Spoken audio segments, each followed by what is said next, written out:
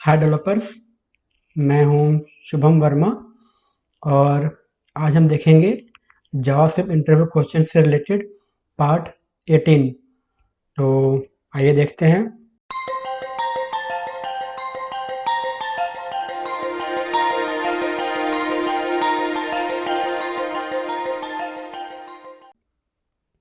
तो हमारा पहला क्वेश्चन है, what is an immediately invoked function in JavaScript.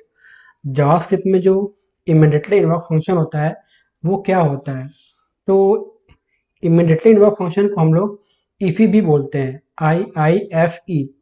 ठीक है, इमीडिएटली इन्वोक्ड फंक्शन एक्सप्रेशन, इसको शॉर्ट में IIFA भी बोलते हैं।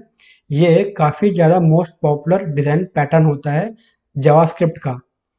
ठीक, ये जो फंक्शन होता है, ये जैसे हम इसको डिफाइन करते हैं ये अपने आप एग्जीक्यूट हो जाता है, इसलिए इसको इमीडिएटली इन्वोक फंक्शन बोलते हैं। ठीक, जैसा हम जानते हैं कि हमारे जावास्क्रिप्ट में दो टाइप के फंक्शन होते हैं। पहला होता है नेम्ड फंक्शन, दूसरा होता है एनोनिमस फंक्शन। नेम्ड फंक्शन वो होते हैं जिस फंक्शन का हम लोग नेम डिफाइन करते हैं। जैसे आपने देखा होगा कि हमारे पास कोई फंक्शन होता है, मान लें कि हमें कोई दो वैल्यू को सम करना है, तो हम क्या करते हैं, फंक्शन डिफाइन करते हैं सम नाम का, और उसमें दो पैरामीटर लेते हैं और उसको सम करके उसी वैल्यू को हम लोग रिटर्न कर देते हैं। तो यहाँ पे जो सम है, सम क्या है, फंक्शन का नेम होता है, तो इसको हम लोग बोलते हैं नेम फंक्शन। और जो हमारा एनोनिमस फंक्शन होता है, उस फंक्शन का कोई नेम नहीं होता है, इसलिए उसको हम लोग एनोनिमस फंक्शन बोलते हैं। और ये जो एनोनिमस फंक्शन होता है, ये जस्ट लाइक हमारा इफी फंक्शन होता है, इमीडिएटली इन्वोक फंक्शन, ये जस्ट लाइक उसी की तरह होता है, क्योंकि IIFE का भी कोई नेम नहीं होता है।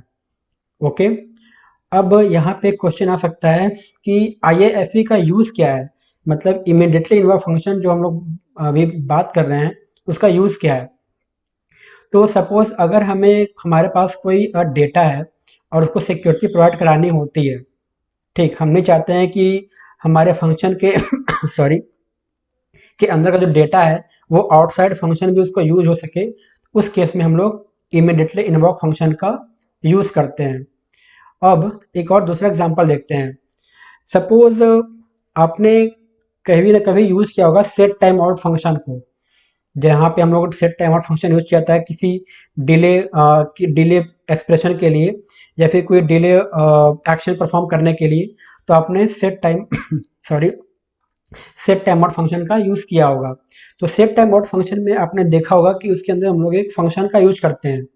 तो वो फंक्शन क्या होता है, वो फंक्शन एक्चुअली में हमारा IIF ही होता है, क्योंकि वो जो फंक्शन होता है वो फंक्शन केवल एक ही बार यूज होता है, दोबारा वो फंक्शन यूज नहीं होता है।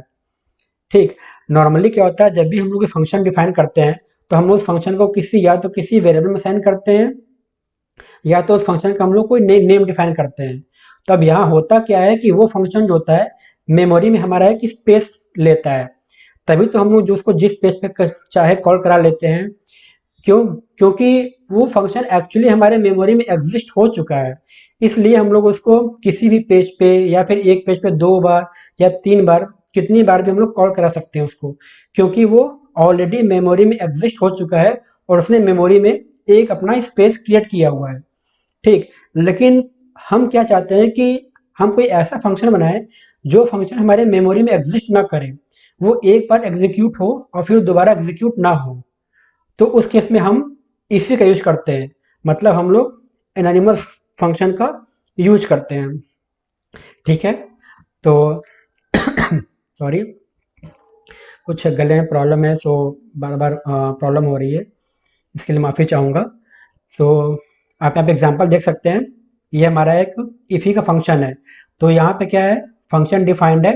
ठीक है, और इस फंक्शन का आपने देखा कि यहाँ पे कोई नेम नहीं है, बस ये एक ब्रैकेट के अंदर ही ये फंक्शन डिफाइंड है।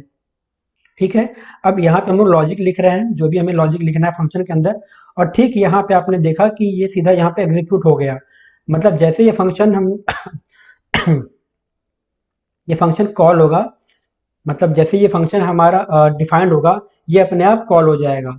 ठीक है, तो ये एग्जांपल होता है इफी का, मतलब इमीडिएट इन्वोक फंक्शन का। ओके, अगला क्वेश्चन देखते हैं। Explain higher order function in JavaScript. तो जो हायर ऑर्डर फंक्शन होता है वो क्या होता है? तो जो हमारा हायर ऑर्डर फंक्शन होता है वो किसी दूसरे फंक्शन को एज ए पैरामीटर एक्सेप्ट करता है या फिर वो किसी दूसरे फंक्शन को रिटर्न कर देता है। इसी को हम लोग हायर ऑर्डर फंक्शन बोलते हैं। ठीक, अब आप यहाँ पे एग्जांपल देख सकते हैं। यहाँ पे एक मेरा फंक्शन है हायर ऑर्डर। ठीक, ये एक पैरामीटर ले रहा है और इस पैरामीटर जो भी इसको मिल रही है उसने उसको यहाँ पे कॉल करा दिया। ठीक है, अब ये जो फंक्शन है हायर ऑर्डर है, यहाँ पे कॉल हुआ और उसके अंदर एक और फंक्शन आ गया जिसमें console.log hello world प्रिंट हुआ। अब यहाँ पे क्या हो रहा है कि जो मेरा हायर ऑर्डर फंक्शन है, यहाँ पे ये जो आप देख रहे हैं इसके अंदर, ये यहाँ से जो फंक्शन चल रहा है ये वाला जो है, यहाँ से लेकर के इसके अंदर तक, ये क्या है, ये एज ए आर्गुमेंट ये कॉल कर रहा है किसको, इस फंक्शन को। ठीक, क्योंकि यहाँ पे ये क्या ले रहा है, ये एज ए पैरामीटर ले रहा है fn, और fn क्या है, ये पूरा मेरा फंक्शन है। ठीक, मतलब ये क्या है, मेरा एक आर्गुमेंट हो गया। तो ये जो मेरा आर्गुमेंट है ये इसको एज ए यहाँ पे पैरामीटर मिल रहा है और यहाँ पे ये फंक्शन कॉल हो गया। इसलिए हम कह सकते हैं कि ये जो मेरा फंक्शन हायर ऑर्डर, ये एक दूसरे फंक्शन को एज ए पैरामीटर ले रहा है या फिर दूसरे फंक्शन को वो एज ए फंक्शन रिटर्न कर दे रहा है। ठीक है, क्लियर। अगला देखते हैं। How do you manipulate DOM using a service worker.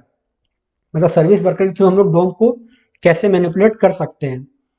तो एक्चुअली जो हमारा सर्विस वर्कर होता है वो डोम से डायरेक्टली कनेक्ट नहीं होता या फिर डायरेक्टली उसको एक्सेस नहीं कर सकता है, लेकिन जो हमारा सर्विस वर्कर होता है वो एक पेज से, जो मेरा वेब पेज होता है उससे वो कम्युनिकेट कर सकता है। और ये जो हमारा पेज होता है, ये पेज ही हमारे डोम को मैनिपुलेट करता है। ठीक है, तो आज के लिए बस इतना ही। अगर आपको ये वीडियो पसंद आए तो प्लीज़ लाइक, शेयर और सब्सक्राइब जरूर करें। आपका वीडियो देखने के लिए बहुत बहुत धन्यवाद।